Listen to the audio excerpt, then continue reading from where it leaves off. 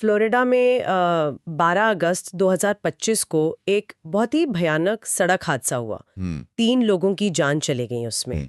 और इस पूरे मामले के केंद्र में है एक भारतीय ट्रक ड्राइवर हरजिंदर सिंह। उन पर यह भी आरोप है कि वो शायद बिना जरूरी कागजात के अमेरिका में रह रहे थे। लेकिन ये कहानी सिर्फ एक दुखद एक्सीडेंट की नहीं है। नहीं, ये मामला बहुत तेजी से एक बड़ा, आप कह सकते हैं, राष्ट्रीय मुद्दा बन गया है। इसने अमेरिका की जो इमिग्रेशन पॉलिसी है उस पर एक नई बहस छेड़ दी है। पॉलिटिकल पार्टीज आमने सामने आ गई हैं और इसका असर एक पूरे समुदाय पर पड़ रहा है। तो आज हम कोशिश करेंगे इस पूरी घटना की तह तक जाने की, समझेंगे कि ये हादसा आखिर हुआ कैसे, इस पर कौन क्या कह रहा है और इसके नतीजे दूर तक जाने वाले परिणाम क्या हो रहे हैं। हमारे पास कई तरह के स्रोत हैं, न्यूज़ रिपोर्ट्स हैं, कुछ वीडियो एनालिसिस भी हैं, याचिकाओं का जिक्र है और सरकारी अधिकारियों और सिख समुदाय के प्रतिनिधियों के बयान भी हैं। तो चलिए इस मामले को थोड़ा खोल कर देखते हैं। सबसे पहले उस घटना पर ही आते हैं। फ्लोरिडा हाईवे की बात है, वेस्ट पाम बीच से करीब 50 मील उत्तर में। आरोप यूं है कि हरजिंदर सिंह ने एक अवैध यू टर्न लिया जी, और तभी पास की लेन से एक मिनी वैन आ रही थी। हाँ, और वो सीधे ट्रक के ट्रेलर से टकरा गई। टक्कर जबरदस्त थी। वैन के ड्राइवर और 2 यात्री, उनकी वही मौत हो गई। और कुछ रिपोर्ट्स में वो ट्रक के डैश कैम वीडियो का भी जिक्र था, है ना? हाँ, वो वीडियो जिसमें दावा किया जा रहा है कि सिंह घटना के बाद ज्यादा पछतावा नहीं दिखा रहे थे। ओह, अच्छा, तो ये तो हुई घटना की बात। अब जरा हरजिंदर सिंह के बारे में बताइए, उनकी पृष्ठभूमि क्या है, वो अमेरिका में कैसे थे? हाँ, तो अगर हम सिंह की पृष्ठभूमि देखें, जो जानकारी स्रोतों से मिली है उसके हिसाब से वो 2018 में आए थे मैक्सिको बॉर्डर के रास्ते, जिसे अधिकारी अवैध एंट्री मानते। अच्छा, इसके बाद उन्होंने अमेरिका में शरण यानी असाइलम के लिए अप्लाई किया। ये कहकर कि भारत में जान को खतरा है। जी, यही दावा किया था। ये शरण चाहने वालों के लिए एक आम दलील होती है, एक कानूनी प्रक्रिया है जिसके तहत सुरक्षा मांगी जा सकती है, भले ही एंट्री शुरू में वैध ना मानी गई हो। तो उन्हें 2018 में बॉन्ड पे रिहा किया गया था, $5000 का बॉन्ड था शायद, और बाद में उन्हें कैलिफोर्निया राज्य से कमर्शियल ड्राइवर का लाइसेंस यानी CDL भी मिल गया। कैलिफोर्निया से? और ये वो नॉन डोमिसाइल्ड वाला लाइसेंस था? हाँ, बिल्कुल, नॉन डोमिसाइल्ड। इसका मतलब है कि ये ऐसे व्यक्ति को जारी किया गया था जिसका स्थायी निवास परमानेंट रेजिडेंस कैलिफोर्निया में नहीं था। अच्छा, तो हादसे के बाद क्या हुआ? गिरफ्तारी हुई उनकी? जी, हादसे के बाद सिंह को गिरफ्तार कर लिया गया। उन पर वाहन हत्या वेहिकुलर होमिसाइड के 3 मामले लगे। 3? हर मौत के लिए एक? हाँ, और साथ में आप्रवासन उल्लंघन के आरोप भी। उन्हें जमानत नहीं मिली। जमानत नहीं मिली? नहीं, और वो सेंट लूसी काउंटी जेल में है, ICE यानी इमिग्रेशन एंड कस्टम्स एनफोर्समेंट की हिरासत में। और यहाँ एक और बात थोड़ी उलझी हुई सी लग रही है, उनकी अंग्रेजी भाषा की जानकारी को लेकर। कुछ रिपोर्ट्स कह रहे हैं कि वो टेस्ट में फेल हो गए। हाँ, ये बात सामने आई। हादसे के बाद एक लिखित ड्राइविंग टेस्ट लिया गया जिसमें वो काफी बुरी तरह फेल हुए। 12 में से सिर्फ 2 सवालों के सही जवाब दे पाए। सिर्फ 2? 12 में से? जी, लेकिन इसमें एक पेंच है। क्या? पिछले महीने ही उन्हें तेज रफ्तार से गाड़ी चलाने के लिए एक टिकट मिला था। अच्छा, उस समय की पुलिस बॉडी कैम फुटेज है और उस फुटेज में वो पुलिस वाले से थोड़ी बहुत अंग्रेजी में बात करते दिख रहे हैं। तो फिर एक तरफ टेस्ट में फेल, दूसरी तरफ थोड़ी बातचीत कर पा रहे हैं, समझ नहीं आ रहा। हाँ, तो उनकी अंग्रेजी की समझ का ठीक ठीक लेवल क्या है, ये पूरी तरह से साफ नहीं है। ये थोड़ा विरोधाभासी लग रहा है। वाकई। खैर, ये हादसा हुआ और फौरन ही, जैसा आपने कहा, ये एक बड़ा राजनीतिक मुद्दा बन गया। बिल्कुल फौरन। एक तरफ ट्रंप प्रशासन और रिपब्लिकन पार्टी के लोग, जैसे फ्लोरिडा के गवर्नर हैं रॉन डिसेंटिस, हाँ, और दूसरी तरफ डेमोक्रेट्स, जैसे कैलिफोर्निया के गवर्नर गैविन न्यूसम। इनके बीच सीधा टकराव शुरू हो गया। और ये भी ध्यान रखने वाली बात है कि फ्लोरिडा रिपब्लिकन कंट्रोल स्टेट है और कैलिफोर्निया डेमोक्रेट्स का गढ़ है। हाँ, तो ये राज्यों के अधिकार बनाम फेडरल गवर्नमेंट वाली पुरानी बहस भी इसमें जुड़ गई। तो क्या तर्क दिए जा रहे थे? रिपब्लिकन क्या कह रहे थे? देखिए, ट्रंप प्रशासन और रिपब्लिकन नेताओं ने सीधा निशाना साधा कैलिफोर्निया पर। अच्छा, उनका कहना था कि भाई, कैलिफोर्निया ने एक ऐसे आदमी को कमर्शियल ड्राइविंग लाइसेंस कैसे दे दिया जो कथित तौर पर इल्लीगली देश में रह रहा था। होमलैंड सिक्योरिटी डिपार्टमेंट की एक प्रवक्ता ने तो कैलिफोर्निया के इस एक्शन को मूढ़तापूर्ण यानी एसिनाइन तक कह दिया। ओ, काफी सख्त शब्द। जी। और गवर्नर डिसेंटिस ने फ्लोरिडा में कहा कि हम ऐसे अवैध एलियन ड्राइवरों पर सख्ती करेंगे। तो फिर कैलिफोर्निया का क्या जवाब आया इस पर? उन्होंने कुछ कहा? हाँ बिल्कुल, गवर्नर न्यूसम के ऑफिस ने सोशल मीडिया पर जवाब दिया।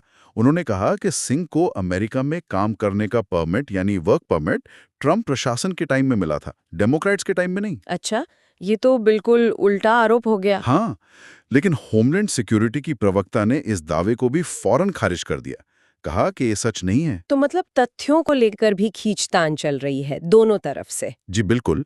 और इसी बीच सिख कोएलिशन जैसे संगठनों ने चिंता जताई कि कैसे इस दुखद घटना का इस्तेमाल राजनीतिक फायदे के लिए किया जा रहा है। ये भी एक अहम पहलू है। अच्छा, तो ये तो हुई राजनीतिक बयानबाजी, लेकिन क्या सिर्फ बातें ही हुई? ये प्रशासन ने कुछ ठोस कदम भी उठाए, मतलब पॉलिसी लेवल पर कुछ बदलाव? हाँ बिल्कुल। इस घटना के बाद तेजी से कई महत्वपूर्ण फैसले लिए गए या उन पर विचार चल रहा है। जैसे कि क्या क्या हुआ? सबसे पहले तो 21 अगस्त को विदेश मंत्री मार्को रूबियो ने ऐलान किया कि जो अंतर्राष्ट्रीय ट्रक ड्राइवर हैं उनके लिए नए वीज़ा जारी करने पर फिलहाल रोक लगा दी गई है। रोक लगा दी नए वीजा पर? जी, अस्थायी रोक। कारण बताया गया अमेरिकी ड्राइवरों की नौकरियां और सड़क सुरक्षा। ये तो काफी बड़ा कदम है। इसका असर तो बहुत लोगों पर पड़ेगा। बिल्कुल, हजारों लोग जो अमेरिका आकर ट्रक चलाना चाहते हैं उन पर असर पड़ेगा। दूसरा बड़ा फैसला, हाँ? कमर्शियल ड्राइवर लाइसेंस मतलब सीडीएल होल्डर्स के लिए अंग्रेजी भाषा जानना जरूरी है। इस नियम को फिर से कड़ाई से लागू करने का फैसला हुआ। ये अंग्रेजी वाला नियम, ये नया है या पहले भी था? नहीं, ये नियम तो पहले भी था, लेकिन 2016 में ओबामा एडमिनिस्ट्रेशन के टाइम इसमें कुछ छूट दी गई थी। जून 2025 में ही, मतलब इस हादसे से कुछ पहले, इस छूट को खत्म करके नियम को फिर से बहाल किया गया था। अच्छा, जून में ही? हाँ, लेकिन इस हादसे ने इसे और ज्यादा पुख्ता कर दिया है। इस पर जोर बढ़ गया है। तर्क ये दिया जा रहा है कि ड्राइवरों को सड़क के साइन समझने चाहिए, इमरजेंसी में बात कर सकें, ये जरूरी है। ठीक है, ये बात तो समझ आती है। और क्या हुआ? तीसरा, वो जो नॉन डोमिसाइल्ड सीडीएल हैं उनकी जांच तेज कर दी गई है। मतलब ऐसे लाइसेंस जो उन ड्राइवरों को दिए गए जो उस राज्य के पक्के निवासी नहीं हैं, जैसे सिंह का केस था। उसकी जांच होगी अब। जी। चौथा, फर्जी सीडीएल और जाली मेडिकल सर्टिफिकेट्स को पकड़ने के लिए इलेक्ट्रॉनिक रिकॉर्ड्स की समीक्षा बढ़ाई गई है। टेक्नोलॉजी का इस्तेमाल करके ये पता लगाने की कोशिश हो रही है। ठीक है, और कुछ? और एक आखिरी चीज जो काफी गंभीर है, कुछ राज्यों को, खासकर कैलिफोर्निया, वॉशिंगटन और न्यू मैक्सिको को चेतावनी दी गई है। चेतावनी किस बात की? कि अगर वो विदेशी ट्रक ड्राइवरों के लिए अंग्रेजी भाषा की जरूरत को सख्ती से लागू नहीं करते तो उनकी फेडरल फंडिंग में कटौती की जा सकती है। अरे, मतलब पैसा रोक देंगे? हाँ, ऐसी धमकी दी गई है और उन्हें इसके लिए 30 दिन का अल्टीमेटम दिया गया है। ओह, ये तो बड़ी सख्ती है। लेकिन यहाँ एक सवाल उठता है, ये जो कदम उठाए जा रहे हैं, वीजा रोकना, अंग्रेजी की अनिवार्यता को इतना सख्त करना, क्या ये वाकई समस्या की जड़ तक जा रहे हैं? या ये बस एक मतलब फौरी रिएक्शन है जो शायद बड़े मुद्दों को नज़रअंदाज कर रहा है, जैसे अमेरिका में ड्राइवरों की कमी है या इमिग्रेशन सिस्टम कितना जटिल है? इन बातों का क्या? ये बहुत ही अहम सवाल है और जो लोग इन नीतियों की आलोचना कर रहे हैं वो यही कह रहे हैं। क्या कह रहे हैं वो? उनका कहना है कि ये प्रतिक्रियाएं जरूरत से ज्यादा सख्त हैं, मतलब डिस्प्रोपोर्शनेट हैं, और शायद असल समस्या का हल नहीं है। वीजा पर रोक लगा देंगे तो हजारों ड्राइवर अमेरिका नहीं आ पाएंगे। हाँ, और यहाँ तो पहले से ड्राइवरों की कमी है। बिल्कुल, सप्लाई चेन पर इसका सीधा असर पड़ सकता है। तो ये दिखाता है कि कैसे एक लोकल घटना राष्ट्रीय आर्थिक और सुरक्षा नीतियों को हिला सकती है। ये नीतियां दिखाती हैं कि प्रशासन सुरक्षा को लेकर कितना गंभीर है, लेकिन क्या ये सही अनुपात में है, इसी पर बहस हो रही है। सही कहा। और इस पूरे मामले पर आम लोगों की राय क्या है? वो भी काफी बंटी हुई सी लग रही है। हाँ बिल्कुल, दो एकदम अलग तरह की प्रतिक्रियाएं दिख रही हैं। एक तरफ हरजिंदर सिंह के लिए माफी या कम सजा की मांग करते हुए एक अंतर्राष्ट्रीय याचिका शुरू हुई है। याचिका किसने शुरू की? कलेक्टिव पंजाबी यूथ नाम के एक समूह ने, और रिपोर्ट्स के मुताबिक इस पर लाखों लोगों ने साइन किए हैं। लाखों ने? क्या तर्क दे रहे हैं वो? उनका मुख्य तर्क यह है कि ये एक भयानक दुर्घटना जरूर थी, हादसा था, लेकिन इसे इरादतन हत्या यानी वेहिकुलर होमिसाइड जैसा गंभीर अपराध मानना शायद सही नहीं है। उनका कहना है कि जो आरोप लगे हैं वो घटना की परिस्थितियों के हिसाब से कुछ ज्यादा ही सख्त हैं।